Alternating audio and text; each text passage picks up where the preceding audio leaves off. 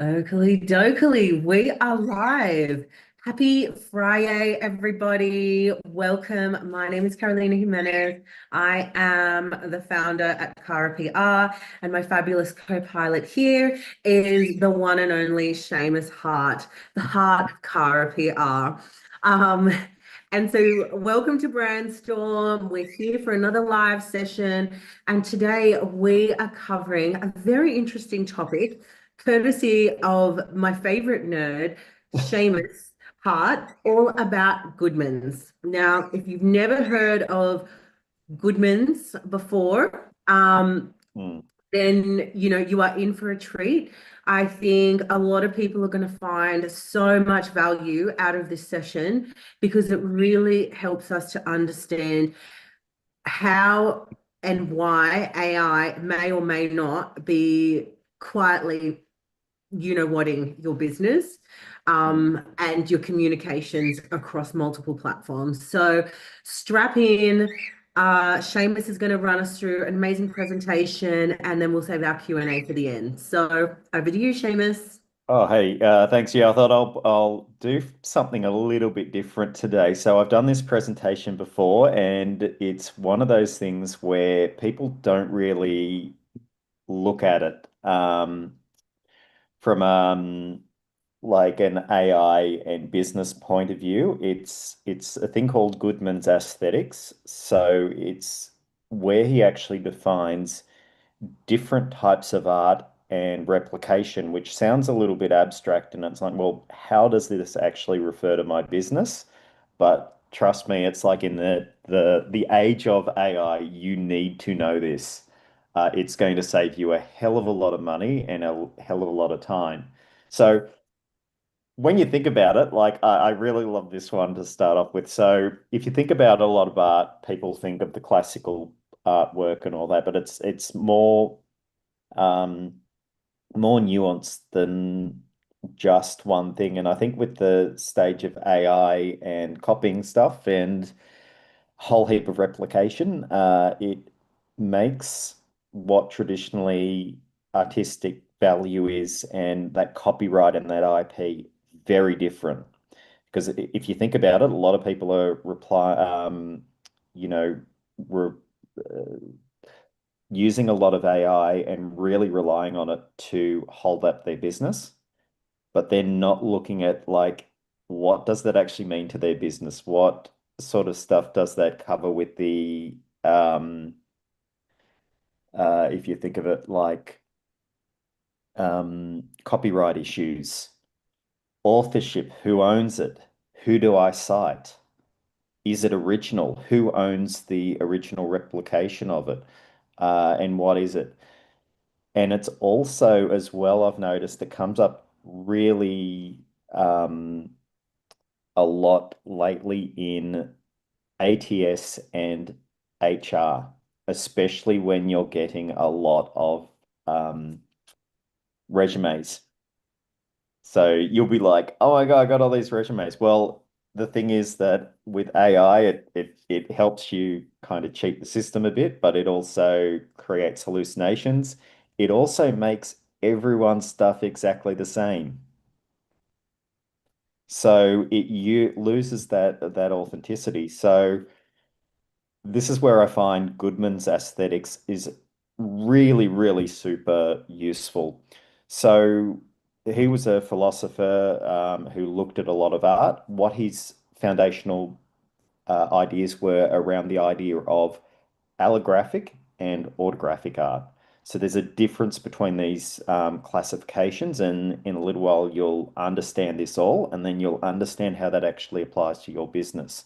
So what he's interested in is what makes art and what makes a creative expression, and how do we define it and determine it as authentic or of value. So it's defining what the value is.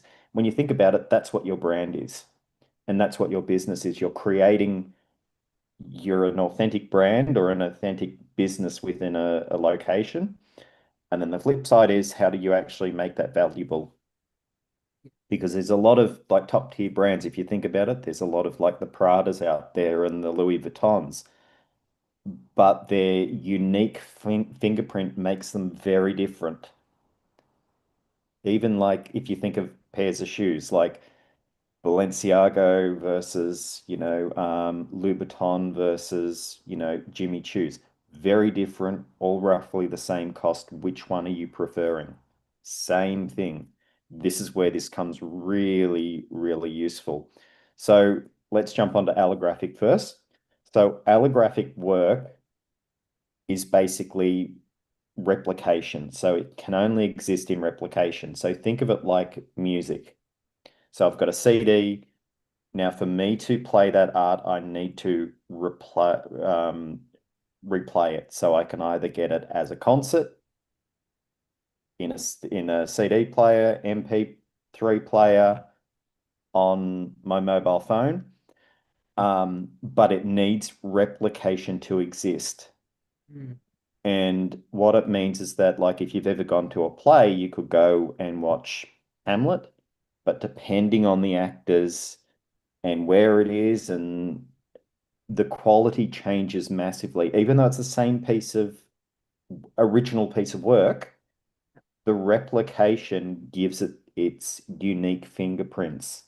So think of it like even like film, like great example, like think of it, and this also goes back to the experience of your business. Think of it like this.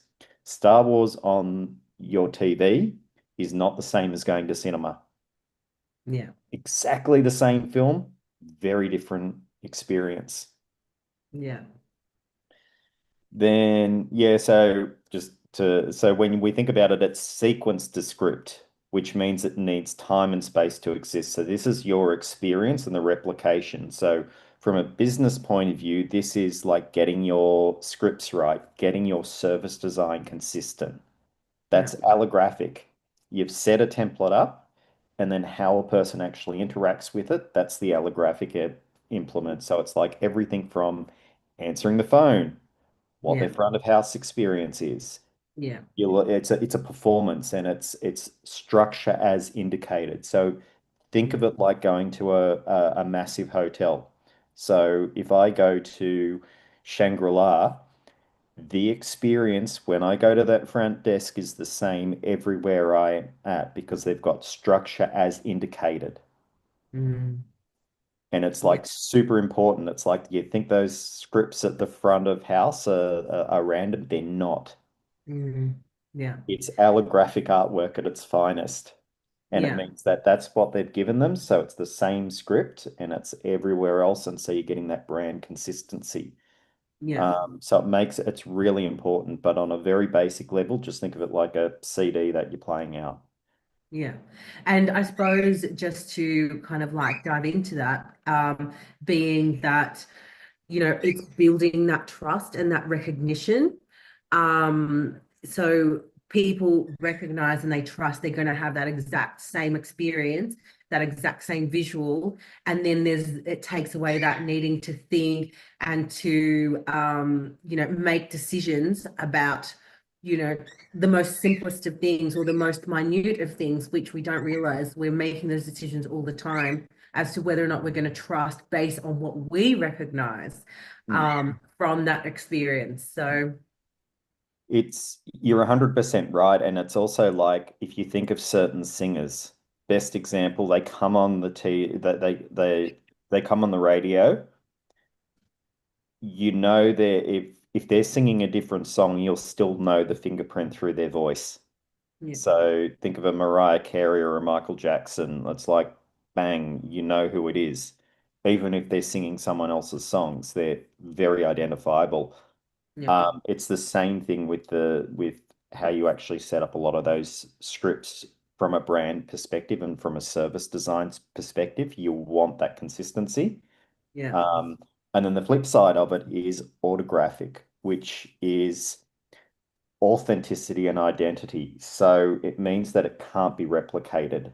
Think of it like a painting, or your CV.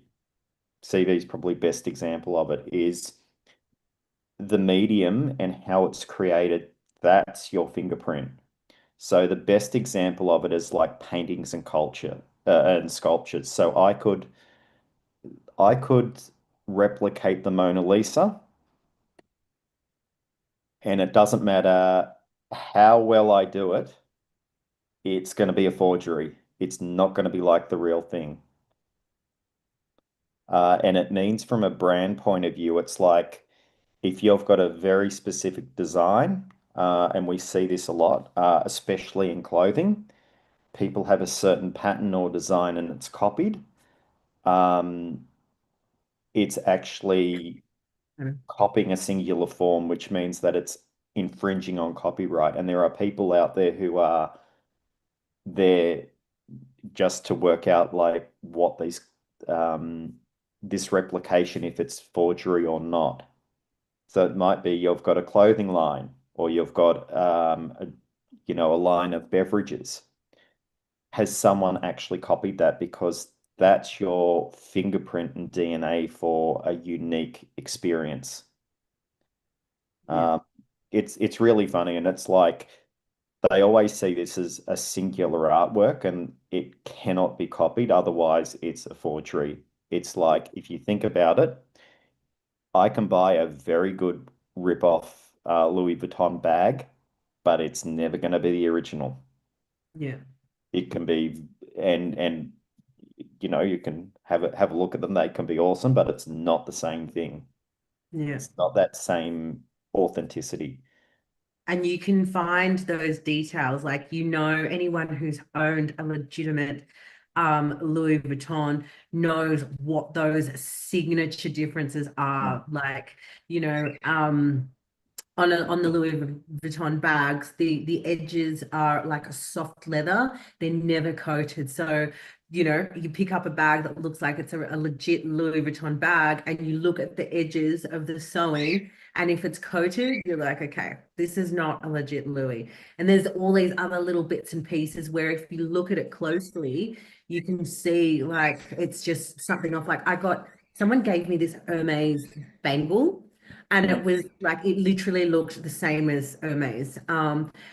But it clearly wasn't, because the little latch on it didn't, like the two, so there was like a little latch and then a little pin that mm. connected, that keeps it together. The little pin didn't even line up with the hole where it's supposed to lock in.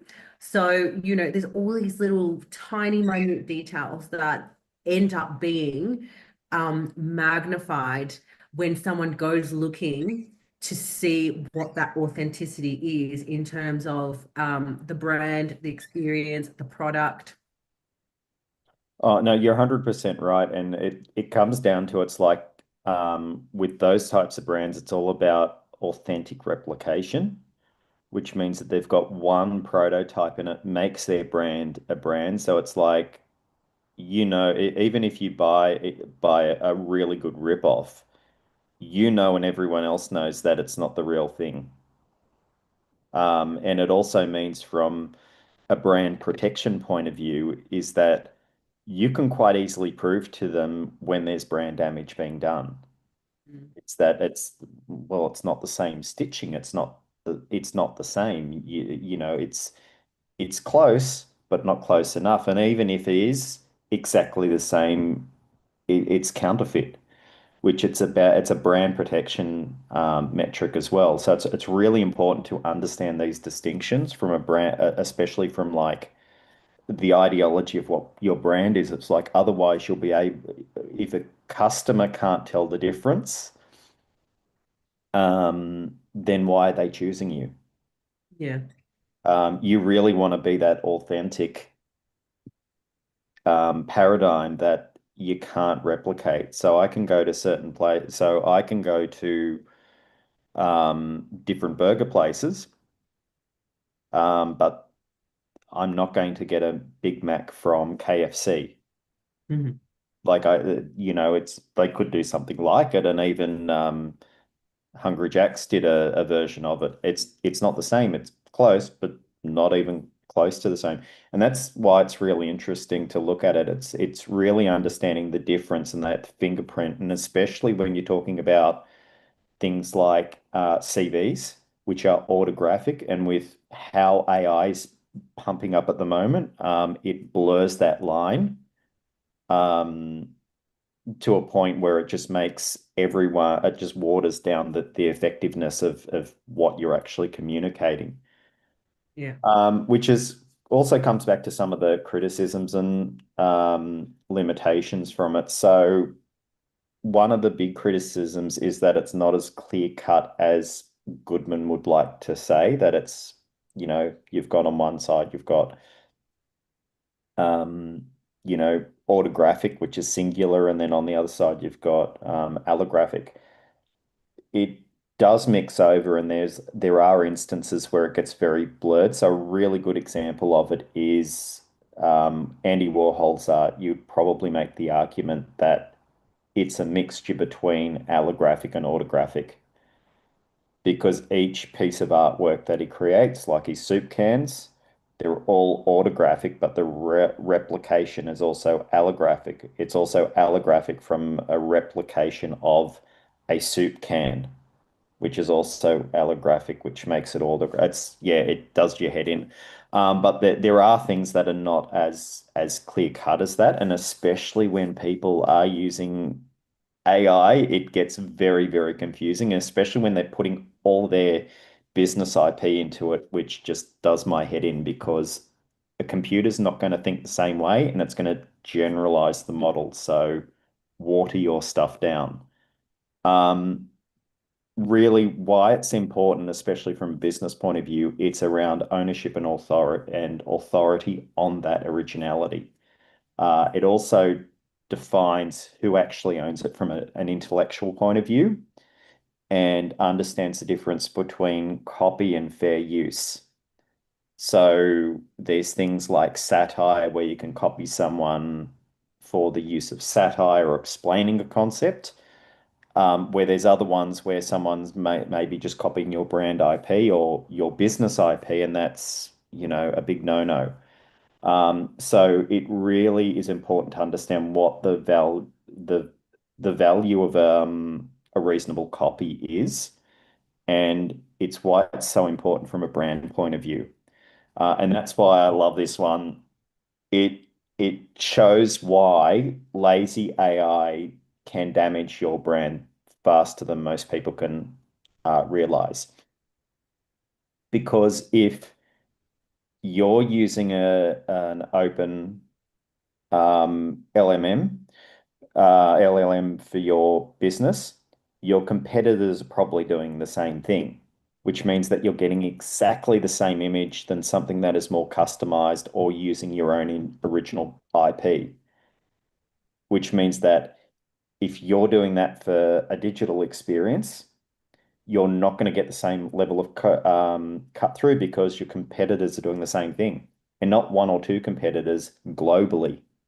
So, like for an international business, so for a store, you're competing against other people with the same use of AI and same use of keyword stuffing, CRO tactics.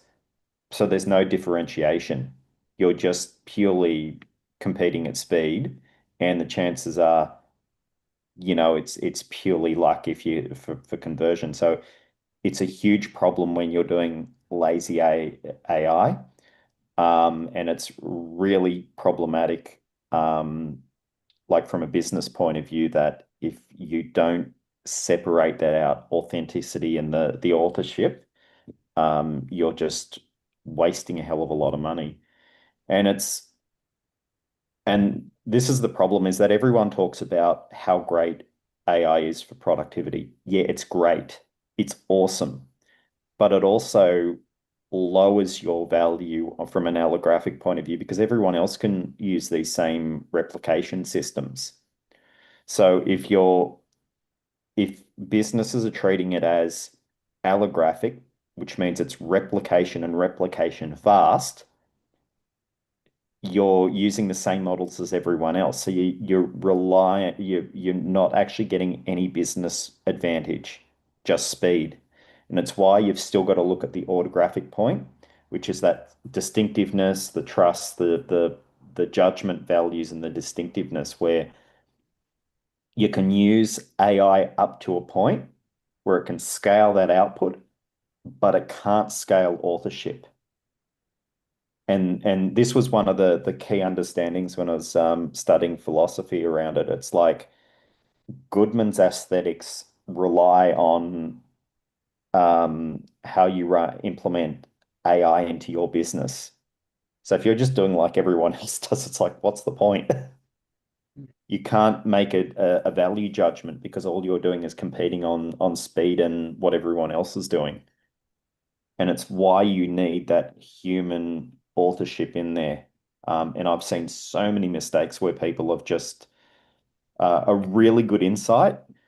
So turn it in. And I was talking to a lecturer on LinkedIn about a week or two ago about, so there's this AI copying thing. So if you put an essay in, it looks at authorship, it looks if it's original, if you've copied, whatever.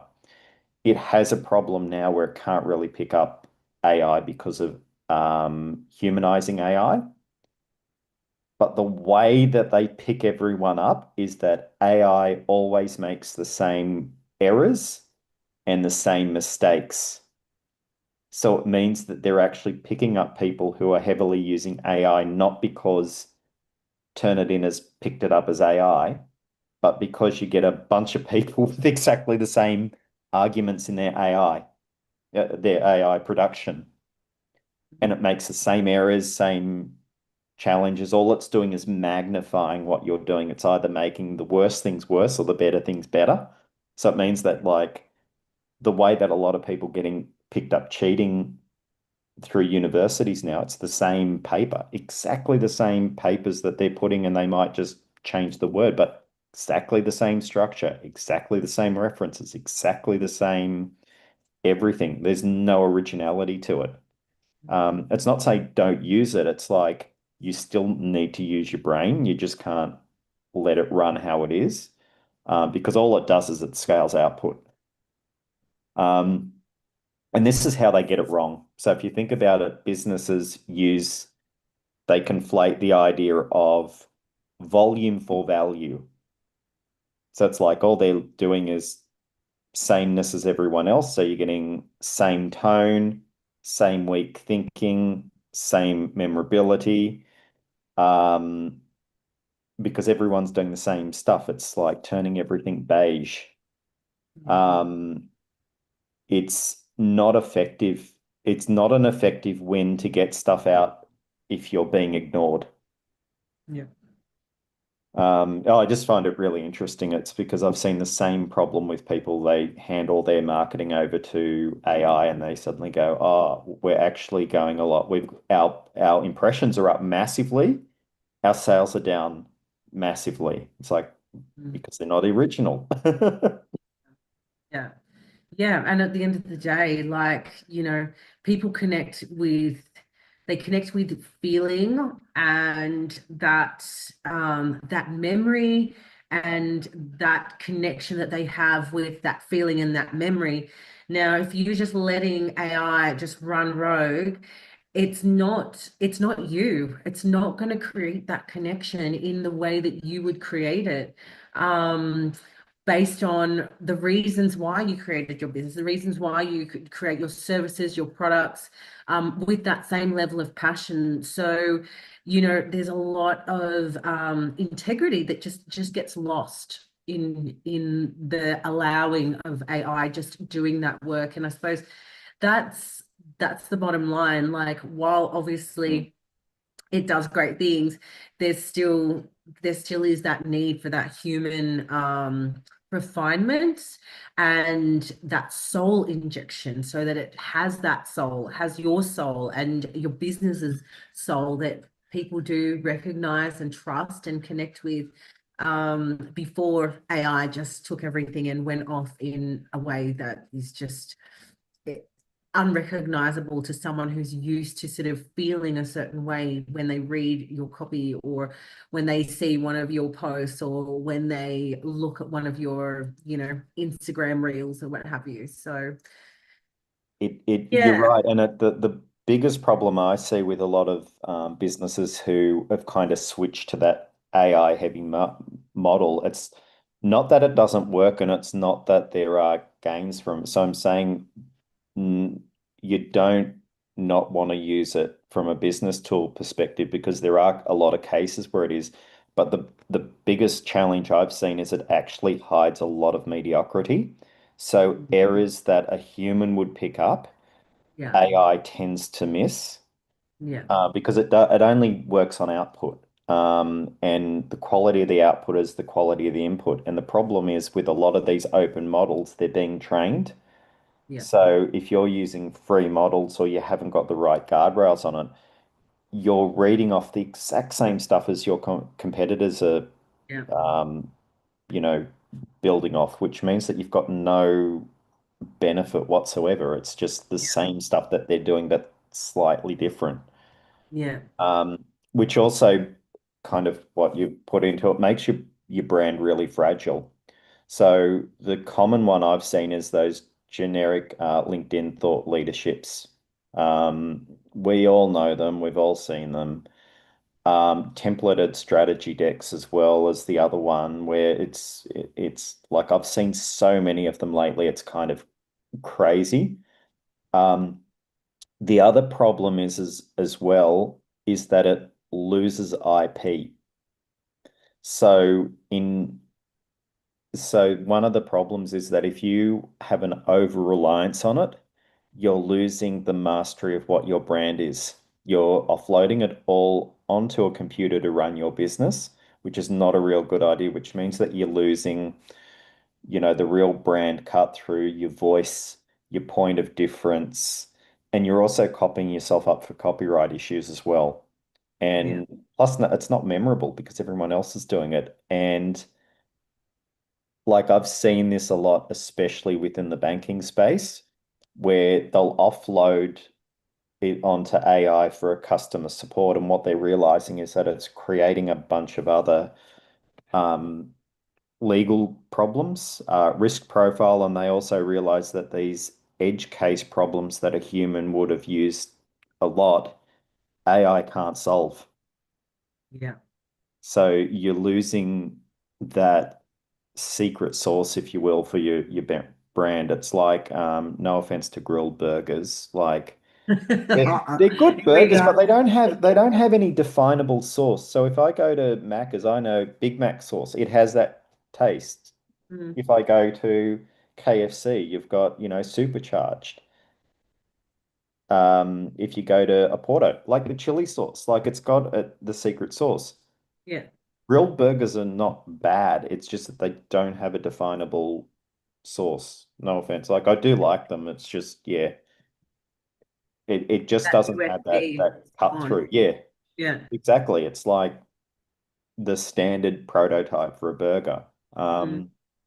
Where if I want a Big Mac, nothing else is gonna fill that Big Mac. I can have similar sort of ingredients, but that the sauce makes it. Or like if I want a Portos, I'm going there for the chili sauce. Or the Yeah. other night I went to a El Jana launch and yeah, chili sauce and their tangy barbecue. Freaking awesome. But it's like I can only get that flavor there. Yeah. It's and the other one as well that I've noticed it brings up for copyright issues. Um, and I've seen this a lot, especially with new product pictures, especially in digital, is that they're handing it all over to AI, and AI makes something very generalized, and you can't get it copyrighted or put any IP on it because everyone else is doing it. It's like this idea, "Oh, I don't need a programmer and I don't need this or I don't need that." It's like, no, it's all you're doing is just offloading your business elsewhere. And the thing is that a lot of these businesses that are using the very open um, prosumer models is that they're using your information and their information to create a better system for their business, which means everyone has invariably access to your IP.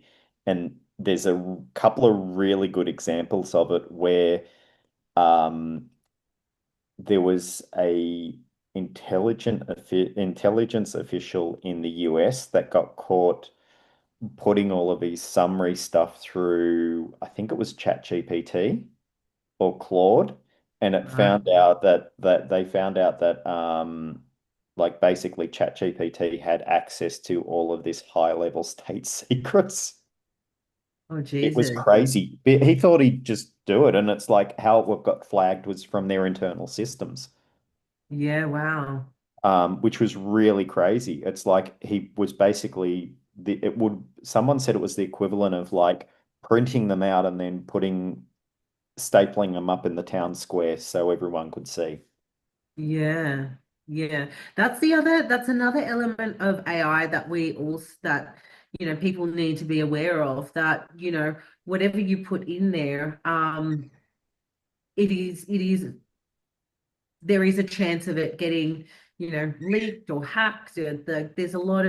Um there's a lot of trust that people are giving to AI, but there's also risks um, associated with that. So probably we can do a workshop around that another day so that we don't go off topic. But Oh no, yeah, it, absolutely. And it's, as you said, it's like AI is a huge amplifier, but it's still no substitute for, authenticity.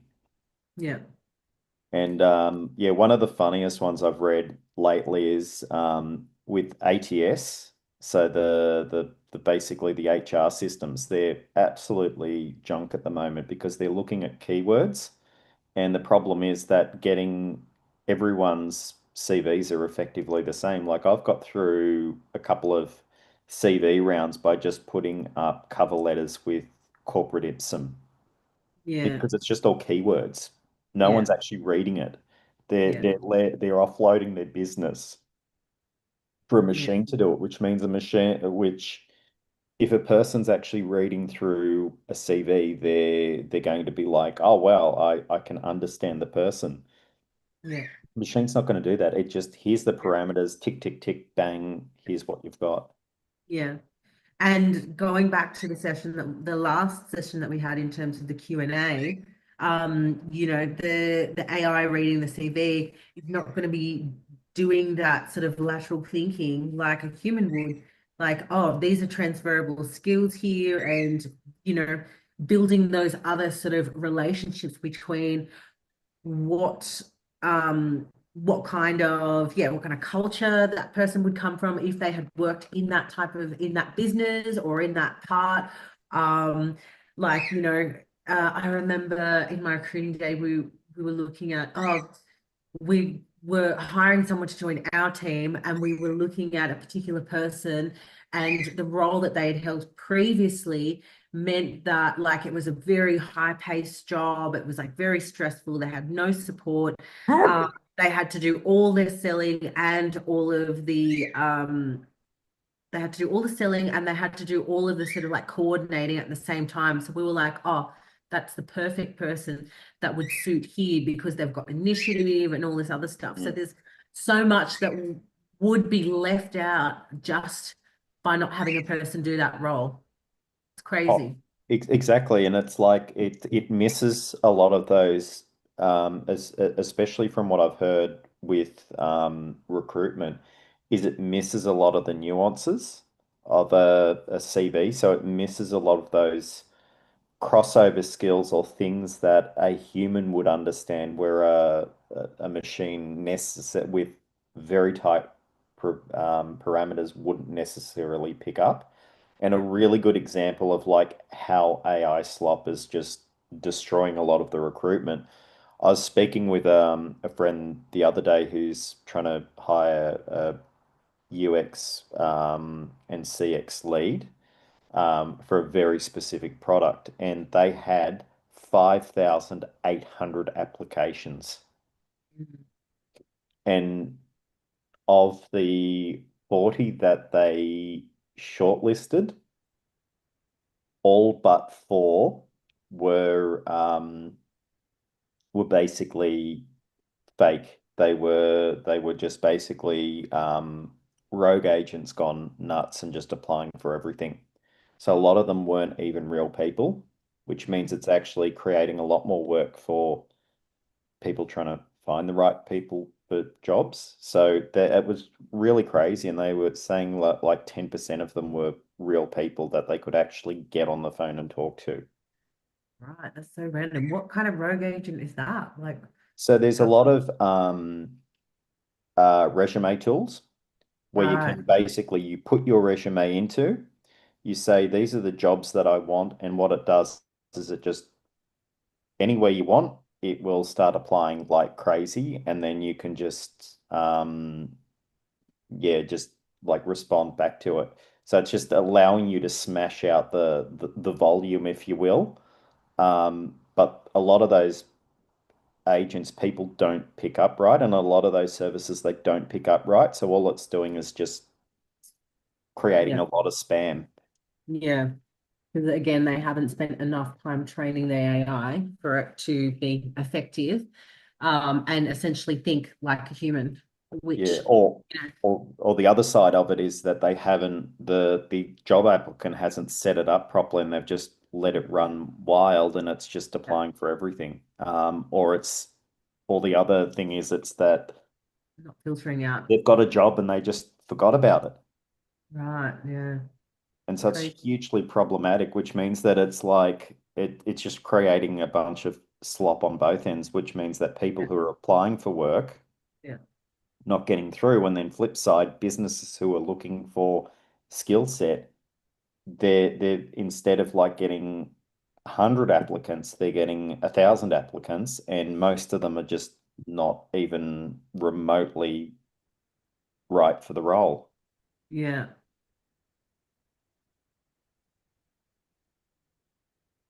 Yeah, it's kind of crazy when you think about it.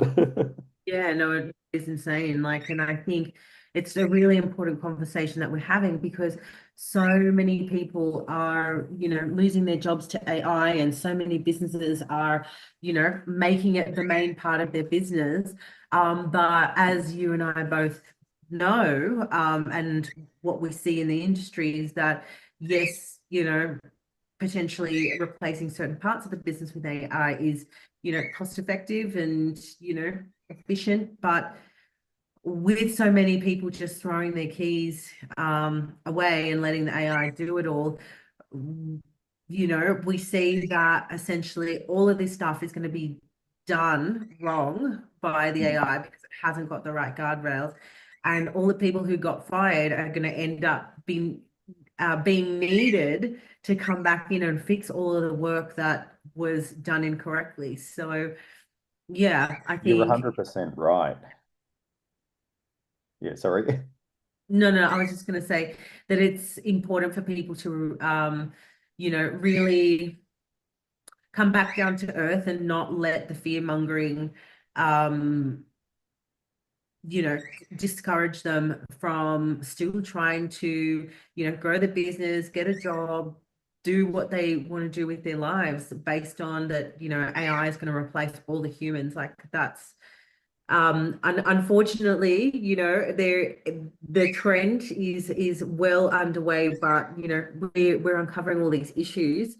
And other people would be starting to realize it too. So it's only really a matter of time before the wheel comes back around, and those people are going to be needed and called upon again because of all these things that we're talking about. Oh no, I agree with you, and I think what a lot of people don't understand about AI is that it magnifies successes and it also magnifies failures.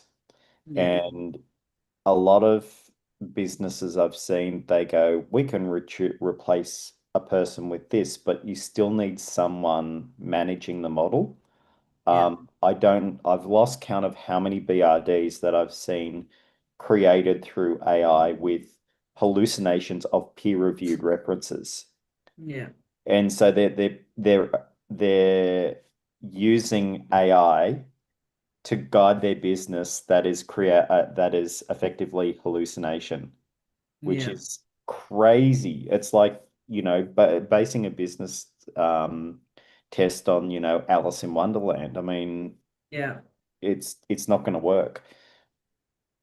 And I think a lot of like business leaders, they go, oh, it's a very short-term cost that you're actually saving because the amount of damage that these kind of systems that don't have the government governance behind them are going to do, someone's going to make a lot of money one day, like in Mm, the next 2 to 3 years of fixing up a lot of these problems where they've just gone crazy and um, they're working on hallucinations on hallucinations on hallucinations. So someone's going to have to unknot that, and it's not the problem with the model, it's the problem with the governance and guardrails around restricting what you're putting into it. And most and this is from experience over the last 3 years, they do not have the technical understanding of how to best implement AI to their business. They just mm. jumped onto it.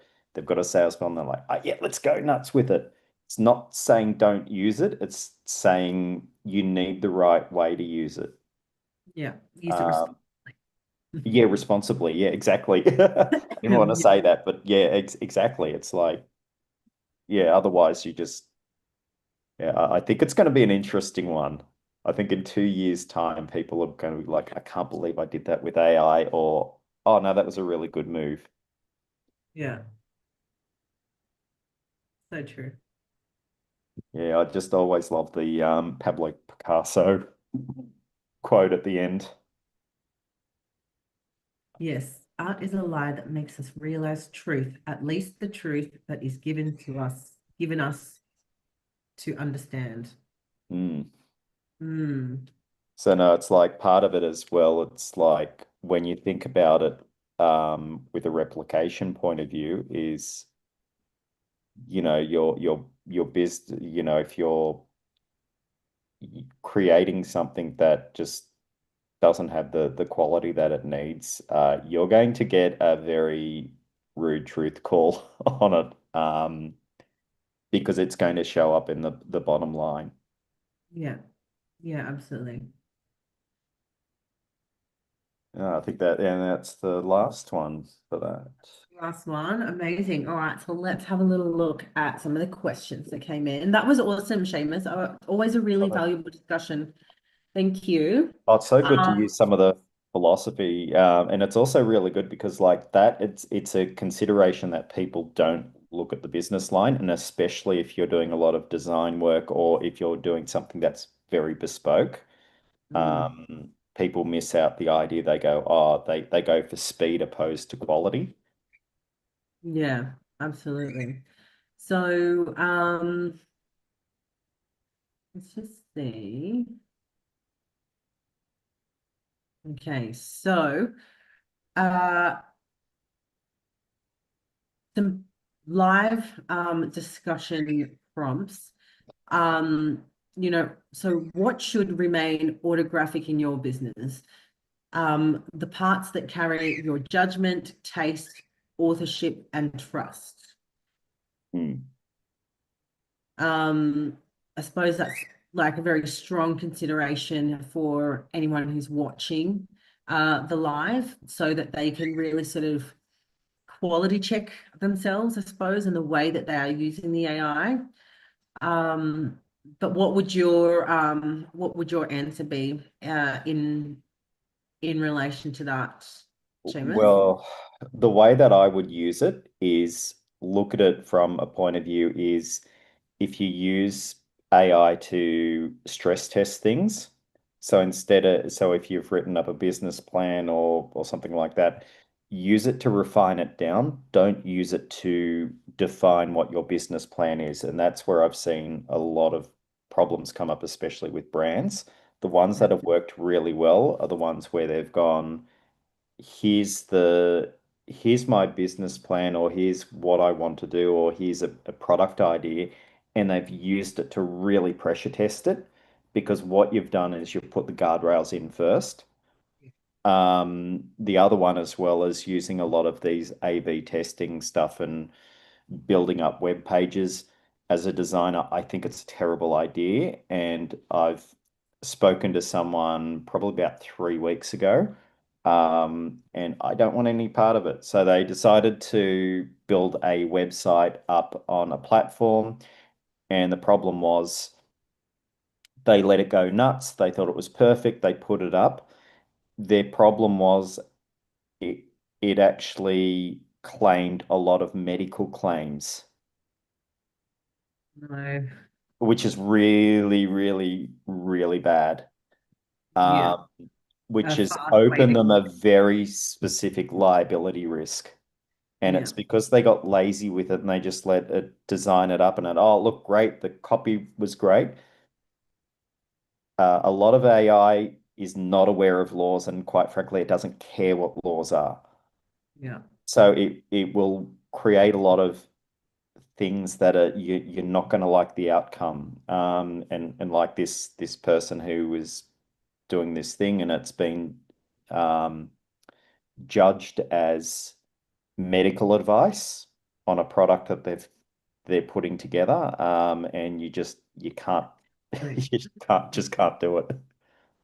Yes, yes. Compliance is a major issue. If it's, yeah, oh my God. And medical too, Jesus, like it's just asking for a lawsuit there. So um where are you currently using AI as an amplifier, and where might you be using it as a substitute? Oh, that's a good one. So for me, I'm writing a book at the moment. So I wrote up a massive draft. I put a bunch of notes in there. I've put in all my stuff that I want to do. I've put it through a couple of AI models, so I haven't relied on just one. Yeah, So I've put it through my draft through three different AI models. And then I got them to give me a bunch of different insights of what I've got to work on and edit it. So I'm still using the editing myself, but I've used AI to actually refine down my argument, tell me where it's not actually working. So that's a way that I've used to really optimize my workload. yeah, So it's giving me a whole heap of insights. And the interesting thing is that each model has looked at something very different. yeah, So it's helped me to create a really good, basically read and chapter. So that was a great way of me optimizing what I need to do, and also optimize my workflow. Places where you want to do the opposite, it's sometimes as well, like from a top down or a bottom up perspective, just ask different AI models and get it to cite where the sources are coming from, because many of the times as you're kind of having a conversation with it and you've got a fairly broad sort of a prompt, that's when hallucinations may come into it. So, get it to quote and also sense check it, because there are a lot of times where it will read it wrong. And I've noticed it's so many times with people writing essays and articles where it will quote something that isn't quite right. right. Totally. Um, someone asked if your brand sounds right, but it's not memorable, then what human layer is missing? A lot of that comes from testing. So go out and test and understand. So what I've used AI agents to actually do some raw testing, which gives you some good insights, but it's no substitute than going out and actually talking to your customers and how they're going to interpret it, Yeah. because AI doesn't do qualia. It can't tell you how it feels when it has that coffee at your restaurant, or it can't tell you how it feels when you've purchased something. It can Mm, explain around. Think of it like this. mm, AI is a little bit like a cookbook.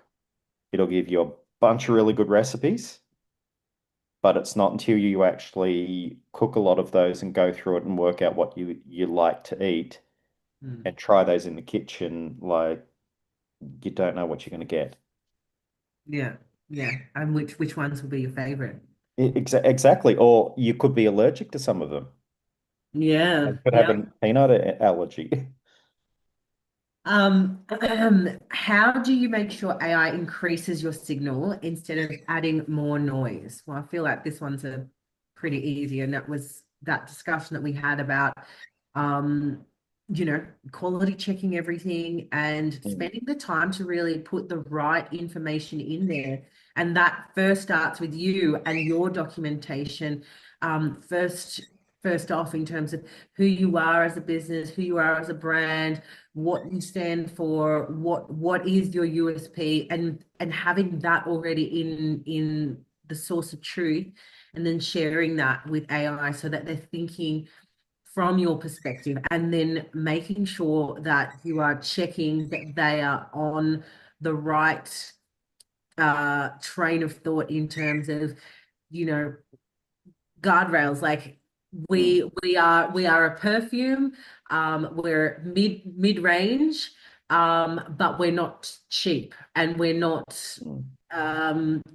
floral, or we're not like a Spice Girl. We're something more for a mum who likes natural, not just any girl who wants to get a lot of attention, for example. Like, it's all of these little directions that you're giving them first, that then once they're producing off that basis, but it's still your job to keep going back and Yeah. making sure that it's consistent with what you've said. Because if you've put that stuff in, there's still not 100% guarantee that they're working off what you've said. Like, they can still go rogue. And Oh, sometimes the exactly. instructions that you've given them, as you said, Seamus, can be misinterpreted. Oh, and that's really common as well, and I've seen that with a lot of A/B testing as well. So everyone loves CRO and A/B testing. I think for with AI, it loses a lot of the nuance. So the way that I would kind of interpret it, it's like you've got to look at the quality of the inputs that you're putting in. All it's going to do is it's effectively garbage in, garbage out. Yeah, And I've seen so many BRDs where they've gone, write me a BRD for this product, and it's absolute garbage at the end, but they think it's great because it looks great, it reads well, it's yeah, sounds awesome, and then you read through it and you go, oh, all of these references are just hallucinations. They don't exist. So yeah, you've still got to check.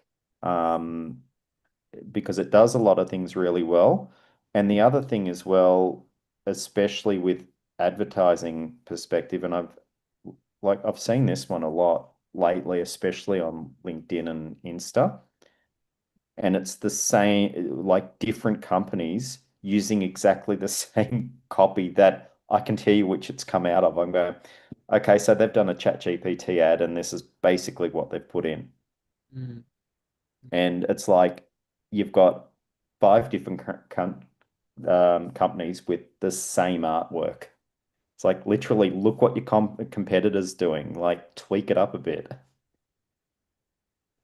absolutely. So, in a market where everyone can generate polished content, what becomes the new competitive advantage? Ooh, that's a good one. I think as you were saying before, it's authenticity. It's Yeah, that difference. Like if it's why I think a while back I thought agency would be dying off, but I think it's just evolving into something else. You're still going to need that creativity and that cut through, yeah, which you're not going to get through just pumping it all through AI. It may look great and polished, but it doesn't have the same level of authenticity.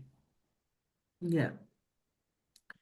Um, so we've now got like a couple of just sort of strategic questions for employers and team leaders.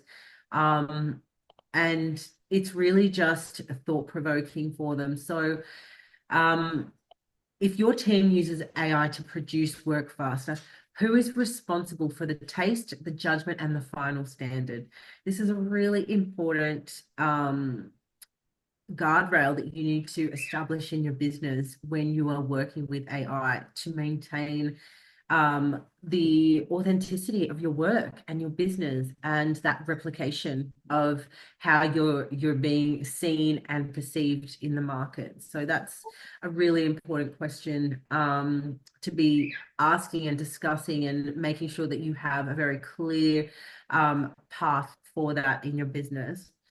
And then another one is, where in your organization should AI be allowed to replicate, and where should human authorship remain protected? And I feel like Seamus is a really good person to speak to that. Ooh, no, it's an interesting one because the way that I look at it is you still need that domain expertise in a business.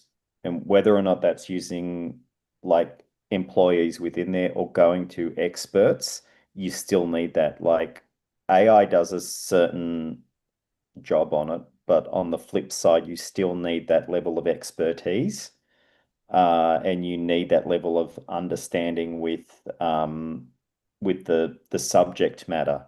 So it's Yeah, like you can't just offload everything to AI because it's you don't know what you're going to get. It's yeah, why um, if you're creating a brand or you're doing style guides or something like that, well, the problem is I've heard a few people talk about it with design and UX at the moment. It's called the polish paradox, yeah, where it looks really polished and they can do it. Now, one of the best examples I've heard is there were three companies doing a pitch day about a month or two ago, and this is the funniest story. So they were all using Figma and Claude AI to create the designs. All three of them, colors aside and fonts, had exactly the same design app, exactly the same.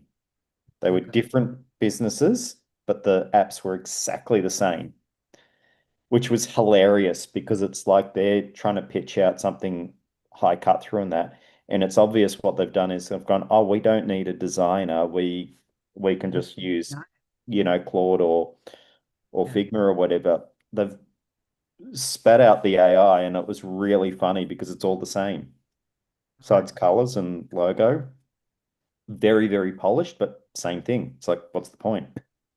It's the same sort of dashboard. So exactly the hello, Stephen, how are you going, dates and all this other stuff on it. But yeah, no difference between them.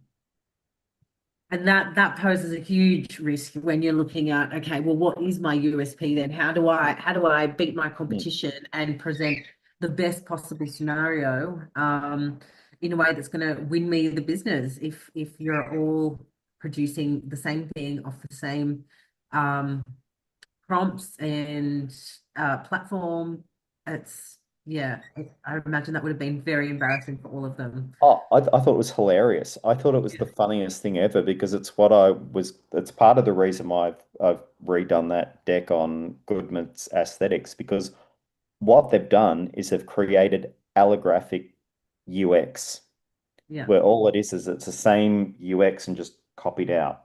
yeah, Where someone who's very good at their craft will look at the problem statement and probably come out with a very different solution. It's not going to be as fast as or as elegant as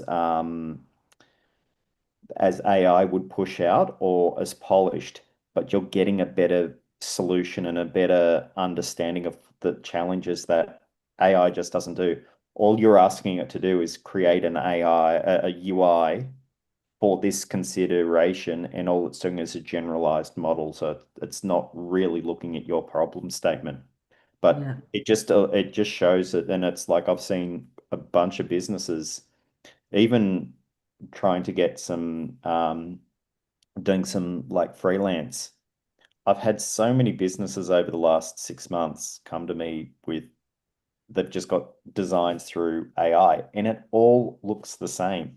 And the Mm. pitch one was the funniest thing ever. It's like, okay, here's number three. What colors did you use? It was Yeah. like that. The way that I think of it, have you ever watched Bring It On? Yes, I love Bring It You know On. the Yeah. bit where he's like, spirit fingers, these are gold? Yes, Spirit Fingers. That's Yeah, yeah, exactly what it's like. That's yeah. exactly the thing is that Just they're different all doing the pieces. same thing. Like spirit fingers, yeah, they all got the same dance. Yeah. Wasn't original. It wasn't bad or good. It was just all the same. It was funny, but yeah. So, what standards need to be documented so that the AI output still reflects the business properly? It's really defining the governance and use. And it's like don't find don't find a use to fit in AI. Yeah, Like, don't go, oh, I need to put AI here. Look at it like this. Think of it as a business outcome. It's like, I need to optimize this. AI might be able to fit, and you need to really put a lot of governance and constraints around it. yeah, Otherwise, it's, yeah, really, really hilarious. yeah, absolutely. So I would say we're pretty much ready to wrap up. Um, but I guess the closing question is for anyone who's watching is that when everything can be copied, replicated, and generated, what will your business protect as original? Hmm. Yeah, it's really the individual fingerprint. It's something that people can't easily copy. And what they can't copy, like you can copy code, you can copy colors, you can copy icons, but you can't copy the understanding behind it. So think of it like an iceberg. Yeah, I can copy the tip, but the deeper stuff is a lot harder. yeah, yeah. So that brings us to the close of our brainstorm on this lovely Friday, the 8th of May. Thank you, Seamus, for Oh, bestowing your wisdom upon us in all things UX design, user interface, customer journeying, and brand. I think, like as I said at the beginning of our session, it's really important for people to really be confident in their choices around how they're using AI in their business and in their brand. Um, but it is something that comes with a level of responsibility in using it appropriately. And AI can do a lot of things, but it can't replace the human connection, and how do you create that? And that's where, having a good UX designer and a good brand strategist to work with you is going to be the difference between, not just time, but money and the quality of the outcome for you in your business as a brand, making sure that we're not just producing fluff that doesn't convert and that doesn't build that trust for you in your business so that you become that icon that you want to become. So we would love to work with you at Cara PR. Thank you for tuning in, and we'll see you again in 2 weeks' time for our next brainstorm. If you have any further questions or you need any more help, you are always welcome to reach out to us via LinkedIn, Facebook, YouTube, whatever channel you would like. We'll be here to answer any questions for you and give you that assistance to keep your brand human and relatable. So that's it for today. Thanks, everyone. Have a great weekend. cool. Thanks. Have a great weekend as well.